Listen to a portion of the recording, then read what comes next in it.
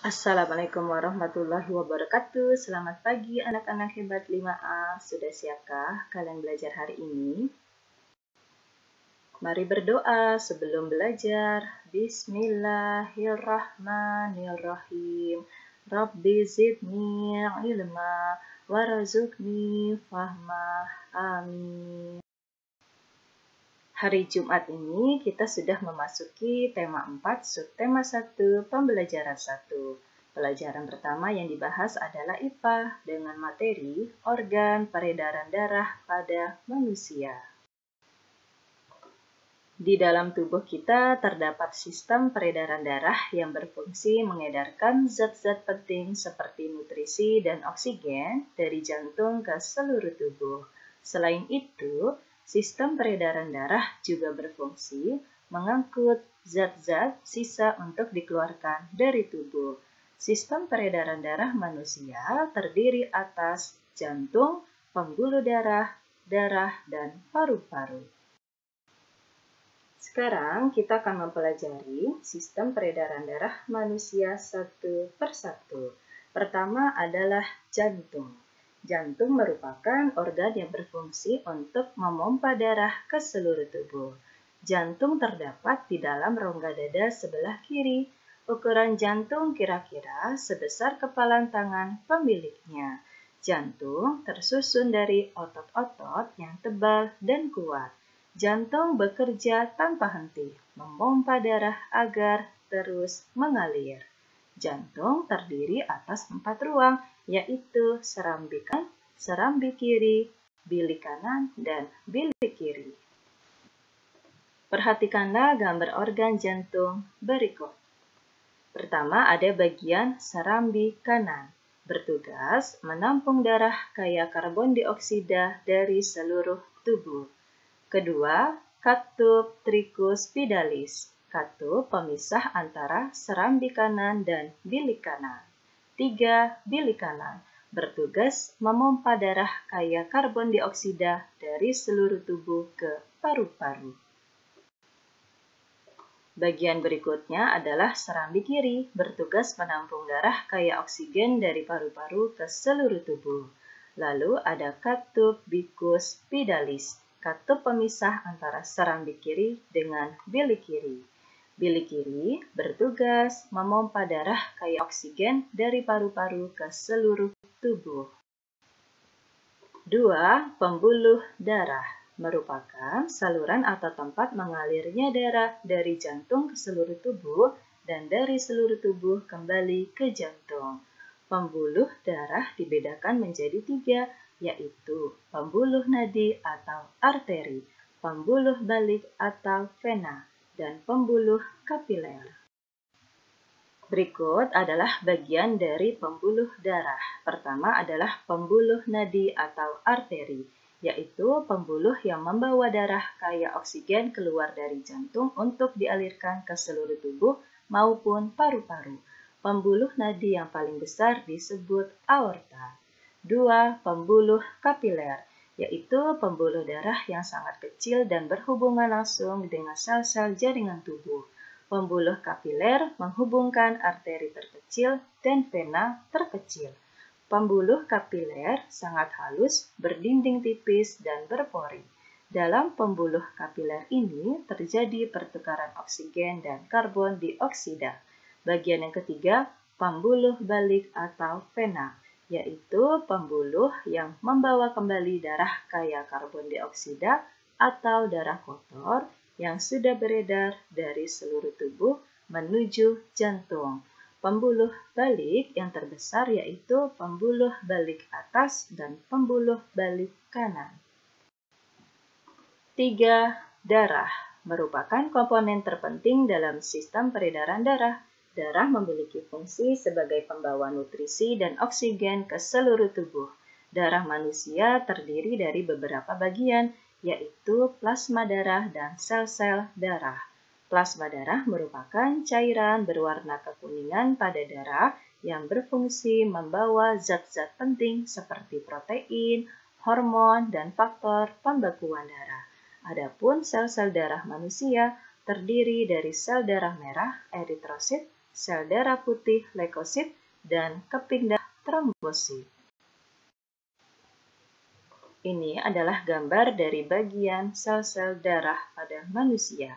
Pertama adalah sel darah putih leukosit. Bentuknya tidak beraturan. Sel darah putih dapat bergerak secara bebas. Sel darah putih berfungsi untuk membasmi kuman-kuman yang masuk ke dalam tubuh. Kedua, ada keping darah trombosit, memiliki ukuran sangat kecil dan mengandung suatu zat yang bertugas membekukan darah. Zat itu disebut fibrinogen. 3. Sel darah merah eritrosit, berfungsi mengangkut oksigen dan karbon dioksida. Sel darah merah mengandung protein berwarna merah yang disebut hemoglobin. Hemoglobin berfungsi mengangkut oksigen ke seluruh tubuh. Fungsi utama darah adalah sebagai alat pengangkut, yaitu mengangkut sari-sari makanan, mengangkut nutrisi dan oksigen ke seluruh tubuh, serta mengangkut zat sisa metabolisme.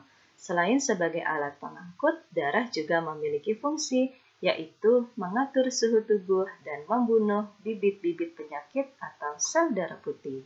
Darah juga berperan dalam proses pembekuan darah saat terjadinya luka. Komponen darah yang berperan dalam proses pembekuan darah ini adalah keping darah. Keping darah mengandung zat fibrinogen yang bertugas membekukan darah. Pada saat terjadi luka, fibrinogen akan membentuk benang-benang fibrin. Benang-benang ini akan menutup luka dan mengumpulkan darah sehingga aliran darah akibat luka segera terhenti. Vitamin yang berperan dalam proses pembekuan darah adalah vitamin K. 4. Paru-paru merupakan organ pernapasan yang juga berperan penting dalam sistem peredaran darah. Paru-paru berperan menyuplai oksigen ke dalam darah. Darah yang telah diedarkan ke seluruh tubuh tidak lagi mengandung oksigen, tetapi justru banyak mengandung karbon dioksida setelah kembali ke jantung. Darah yang telah kotor tersebut dipompa ke dalam paru-paru. Di dalam paru-paru, darah melepaskan karbon dioksida dan mengikat oksigen melalui proses pernapasan. Paru-paru terdiri atas ribuan tabung bercabang atau alveolus. Tabung bercabang yang jumlahnya ribuan semakin ke ujung semakin mengecil. Pada ujung yang mengecil terdapat kantong udara. Kantong udara tersebut dinamakan alveoli. Masing-masing alveoli memiliki jaringan halus kapiler. Pada jaringan halus kapiler inilah tempat terjadinya pertukaran oksigen dan karbon dioksida. Berikut adalah gambar paru-paru. 5. Sistem peredaran darah pada manusia. Mengalirnya darah di dalam tubuh disebut sistem peredaran darah. Sistem peredaran darah dalam tubuh ada dua, yaitu peredaran darah kecil dan peredaran darah besar. Dan ini adalah untuk gambar dari peredaran darah besar dan kecil. Berikut adalah sistem peredaran darah pada manusia. Pertama, sistem peredaran darah kecil pulmonalis merupakan sistem peredaran darah yang mengalir dari jantung menuju paru-paru, lalu kembali ke jantung. Dalam paru-paru terjadi pertukaran darah yang banyak mengandung karbon dioksida dengan darah yang banyak mengandung oksigen. Darah yang banyak mengandung oksigen kembali ke jantung melalui vena pulmonalis. Dan ini adalah bagan sistem peredaran darah kecil. Pertama dari jantung bilik kanan, ke arteri paru-paru, ke vena paru-paru, lalu ke jantung serambi kiri. Kedua, sistem peredaran darah besar merupakan peredaran darah yang mengalir dari jantung ke seluruh tubuh, lalu kembali ke jantung. Pada peredaran darah besar, darah mengalir dari jantung melalui bilik kiri menuju ke seluruh tubuh kecuali paru-paru. Kemudian darah kembali lagi menuju ke jantung melalui serambi kanan. Ini adalah bagannya. Jantung, bilik kiri menuju aorta, menuju arteri, menuju ke kapiler organ seluruh tubuh kecuali paru-paru, lalu ke vena atas dan bawah, dan terakhir ke jantung serambi kanan. Untuk pembahasan IPA sudah selesai, kita lanjut dengan pembahasan kedua, pelajaran Bahasa Indonesia, materi menentukan sampiran dan isi pantun. Apa itu pantun? Pantun merupakan karya sastra lama berbentuk puisi. Pantun mengandung pesan. Pesan atau amanat dalam pantun merupakan sesuatu yang ingin disampaikan pembuat pantun. Pesan tersebut dapat berupa nasihat atau ajaran. Pantun mempunyai ciri khas yang berbeda dengan puisi lainnya. Dalam pantun terdiri dari sampiran dan isi. Sampiran merupakan kata-kata pada dua baris pertama, yaitu baris pertama dan kedua dalam satu bait pantun. Adapun isi merupakan kata-kata pada dua baris terakhir, yaitu baris ketiga dan keempat dalam satu bait pantun. Perhatikanlah contoh pantun berikut. Ke pasar beli sabun, buat mandi supaya wangi. Agar paham belajar pantun, bacalah artikel di situs ini. Nah, untuk baris pertama dan kedua disebut sampiran. Baris ketiga dan baris keempat disebut isi pantun. Pembahasan materi hari ini sudah selesai, kita lanjut dengan tugas tema.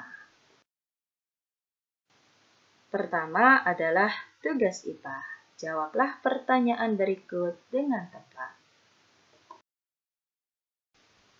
Ini masih lanjutan dari soal IPA. Jadi untuk soal IPA ada 4. Tugas kedua, Bahasa Indonesia. Tulislah sampiran dan isi pada pantun-pantun di bawah ini.